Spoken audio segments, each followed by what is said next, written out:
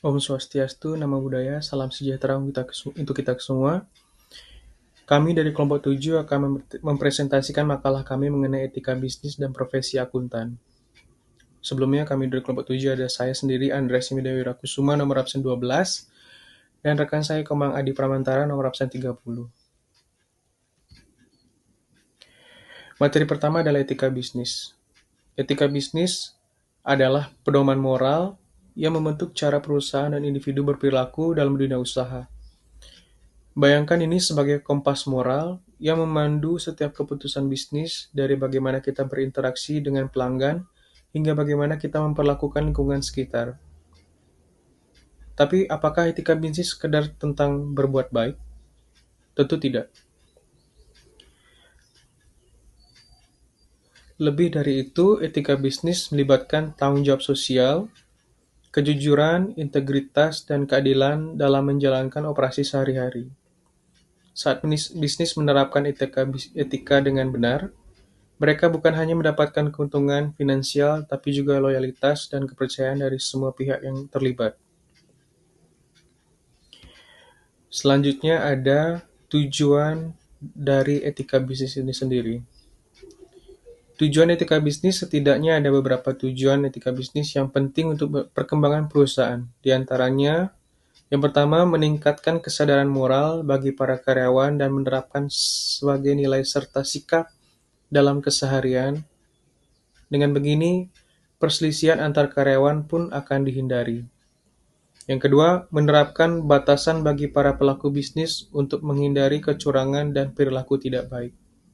Yang ketiga, meningkatkan relasi yang baik dengan para stakeholder. Yang keempat, menciptakan sebuah ekosistem bisnis yang adil dan sesuai hukum. Jika tidak menerapkan etika bisnis, akan ada persaingan antar perusahaan yang tidak sehat. Hal ini pun akhirnya akan merugikan konsumen dan masyarakat pada umumnya. Materi selanjutnya,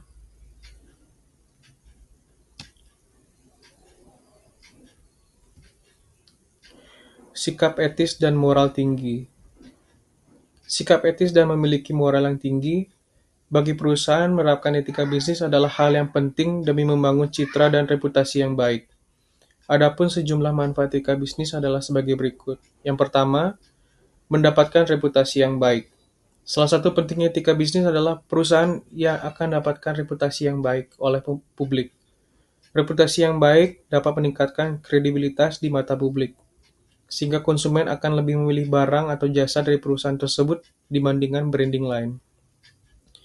Dampaknya, perusahaan akan memperoleh keuntungan maksimal sebagai hasil dari reputasi dan kredibilitas yang baik di mata publik. Lalu yang kedua, memperhatikan kepentingan bersama. Karena dijadikan sebagai pedoman, etika bisnis adalah suatu hal yang mampu mengubah pola pikir karyawan bahwa kita seharusnya mendahulukan kepentingan bersama dibandingkan kepentingan pribadi. Sebab perusahaan adalah milik bersama, seluruh pihak yang terlibat karena mereka semua berperan dalam mewujudkan kemajuan bisnis tersebut. Yang ketiga, menjunjung tinggi nilai moral. Etika bisnis adalah hal yang memiliki kaitan erat dengan nilai moral dalam masyarakat, sebagai landasan tiap perbuatan dan tindakan. Dengan dilaksanakannya etika bisnis pada seluruh pihak internal di perusahaan, maka akan tercipta perilaku yang menjunjung tinggi nilai moral. Alhasil, akan terjalin hubungan yang baik antar karyawan dalam perusahaan. Hal ini pun akan berdampak pada kelancaran proses operasional bisnis tersebut.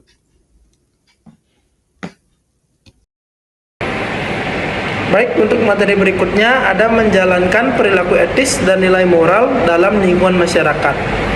Menerapkan perilaku etis dalam berbisnis serta nilai-nilai moral dalam lingkungan masyarakat berarti kita sudah menjalankan usaha dengan jujur, adil, dan bertanggung jawab, serta berperan aktif dalam menjaga keseimbangan sosial dan lingkungan.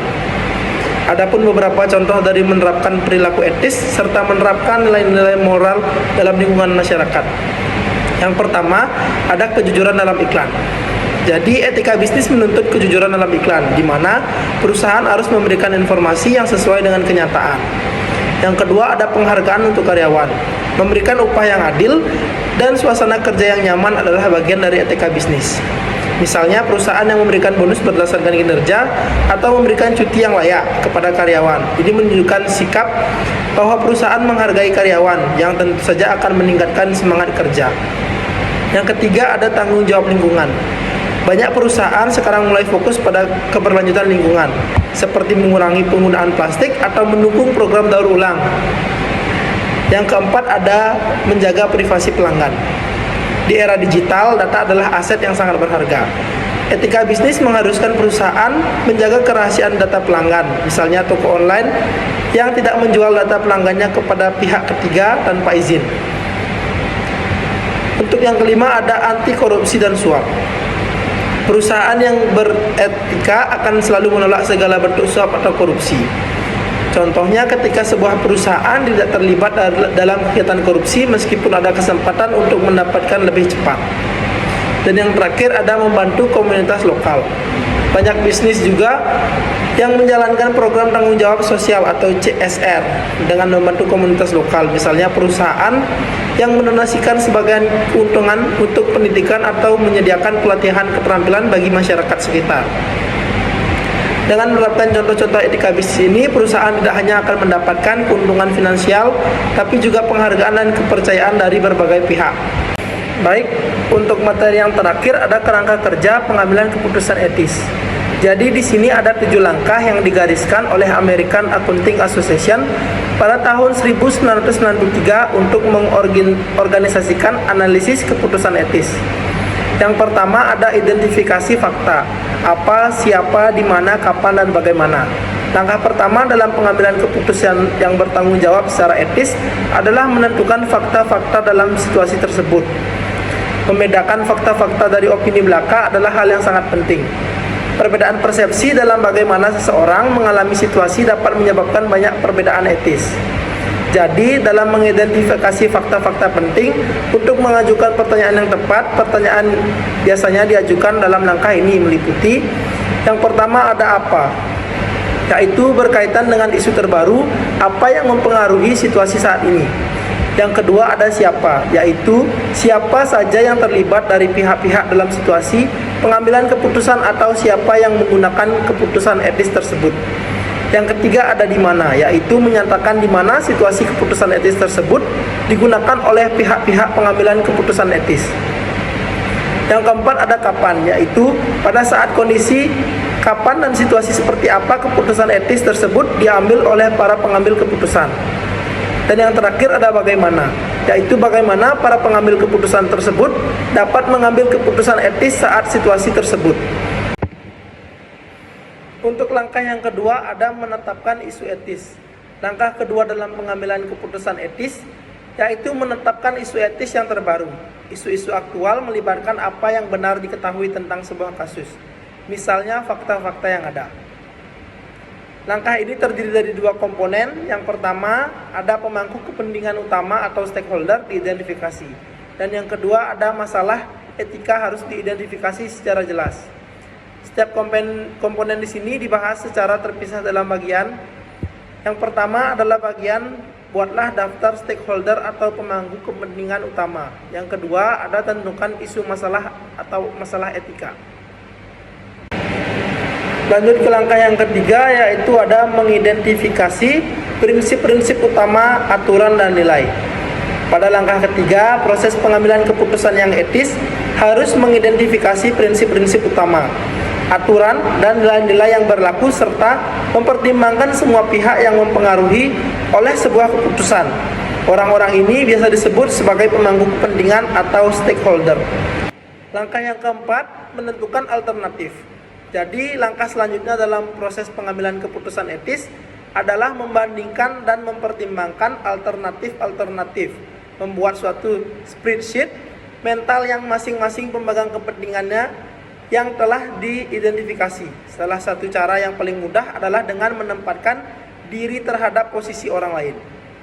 Lanjut ke langkah yang kelima, ada bandingkan nilai-nilai alternatif serta melihat apakah muncul keputusan yang jelas.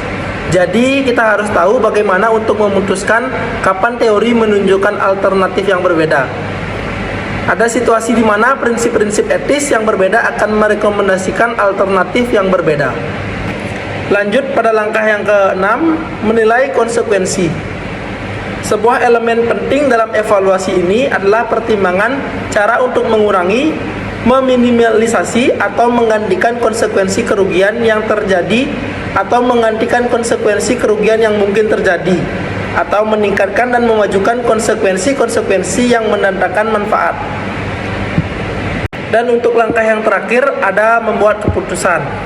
Menerapkan alternatif terbaik. Setelah memilih alternatif terbaik yang tidak dikesampingkan oleh kendala praktis, selanjutnya memutuskan langkah apa yang diperlukan oleh kendala praktis. Jadi pengambilan keputusan ini yang diakhiri dengan evaluasi yang merupakan langkah terakhir dalam proses pengambilan keputusan sebagai sarana untuk menilai apakah keputusan kita sudah berdampak baik atau malah tidak sesuai dengan apa yang kita harapkan.